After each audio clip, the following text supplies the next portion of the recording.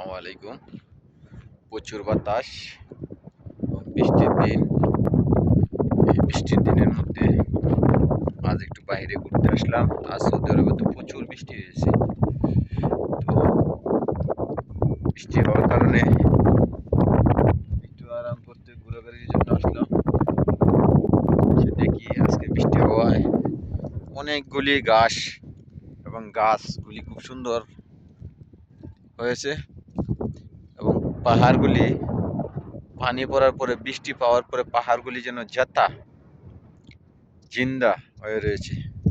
পাহাড়গুলি দেখার জন্য চলে আসলাম, যেহেতু ভাবলাম যে আজ একটু সময় আছে।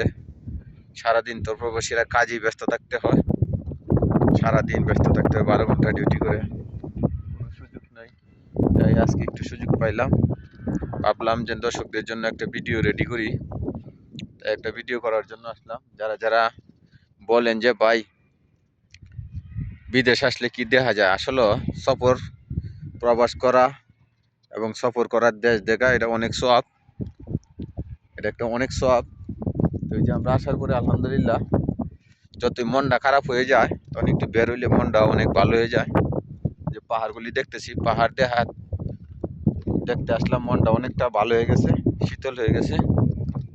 আপনারাও মাঝে মাঝে একটু ঘুরতে যাবেন, বাচ্চা ছেলে মেয়ে যদি থাকে সংসারের, ছেলে মেয়েদেরকে একটু ঘুরায় আইবেন, ঘুরায় গাড়ায় দেখাইবেন, তাইলে ছেলেরা আনন্দ পাবে।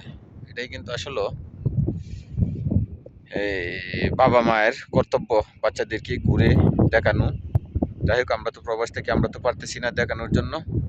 তো ইনশাল্লাহ দেশে যখন যাব তখন একটু বাচ্চাদেরকে, ফ্যামিলির লোকজনের সাথে একটু সময় দেব, যেন এভাবে ভিডিও বা ভিডিওতে দেখছে পাহাড় কিন্তু সরাসরি যেন দেখতে পারে। আল্লাহর কুদরত শেষ নেই, আল্লাহর কুদরতের কোনো শেষ নেই। যে আল্লাহ কুদরতে ভরপুর করে রেখে দিয়েছে সৌদি আরবের জমিনে। যে একটা সময় রাসূলুল্লাহ সাল্লাল্লাহু আলাইহি ওয়াসাল্লাম বলে গেছেন, যে জামানার মধ্যে সৌদি আরবে অভাব আসবে, ওই সময়ের মধ্যে মাটির তল থেকে সোনা উৎপন্ন হবে, সোনা বের হবে।